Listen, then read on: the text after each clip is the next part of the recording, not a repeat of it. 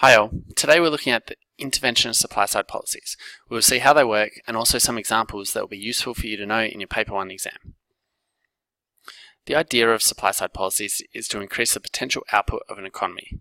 This is shown by shifting the LRAS to the right, or the entire Keynesian aggregate supply curve to the right. This differs from demand-side policies like fiscal and monetary policies, which are primarily concerned with minimizing harmful fluctuations in the economy, like so. There are two types of supply-side policies. There are the interventionists, which is where governments intervene with direct policies to increase potential output, and there are the market-based. This is where the government withdraws itself from the economy and lets market incentives do their thing. Today we're looking at interventionist policies. Increased investment in education, such as has occurred in Australia with the new Gonski funding in schools, increases the potential of the economy. On an ADAS diagram, we see all three curves shift to the right. Firstly, AD curve shifts to the right due to the injection of government spending into the economy. The government spending more on education.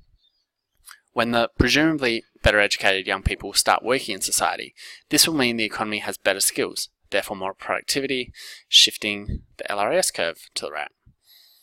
Ideally, these enhanced skills, the 4 C's, creativity, critical thinking, collaboration, communication, should mean a more adaptable workforce, lessening the prevalence of structural unemployment. The increased skills should mean that staff are now more efficient, lowering the cost of production, shifting the SRF's curve to the right. It's important to note that although this is short-run aggregate supply, it is actually the short run of the new long run. The cost benefits to employers will not come until the long run, when the better educated enter the workforce. Increased investment in healthcare, such as has occurred in the US with the Affordable Care Act or Obamacare, also increases the potential of the economy. We again see all curves shift right. AD due to the government spending, then the healthier workforce brings extra productivity, shifting LRAS to the right. This healthier, more productive workforce will be more efficient, lowering costs for businesses. This shifts SRS to the right. There we go. Another way that governments intervene to increase the capacity of the economy is by investing in new technology. The Australian government does this through the CSIRO, the Commonwealth Scientific and Industrial Research Organisation. One technology that has come from this is Wi-Fi. This can aid the economy by making the way work is done more flexible, adds more flexibility to the workplace. People aren't essentially chained to their desk because that's where they can plug into the internet.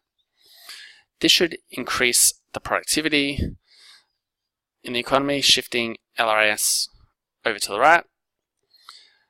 Of course, there will also be the spending on labs and scientists and materials to get this, to research this in the first place, which shifts the AD. Then there's the LRAS, and of course the SRS due to the increased efficiency in the economy by this new flexibility that Wi-Fi can allow. Next is infrastructure. The South Australian government is upgrading the Darlington intersection to allow for a smoother flow of traffic. This investment adds to the capital stock of the economy and represents an increase in the quantity of resources, increasing the potential output. We start off with the increase in AD, the $600 million that the government is injecting into the economy, which shifts it to the right.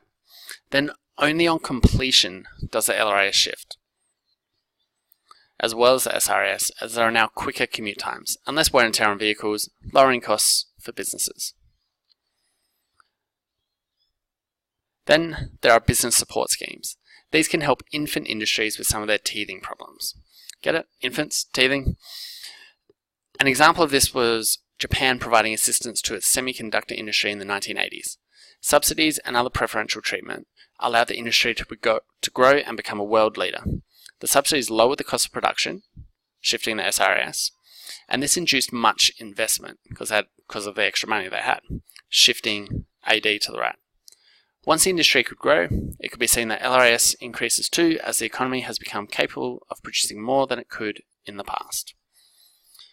That's it for interventionist policies. We'll be looking at how we evaluate these policies with our activities in class.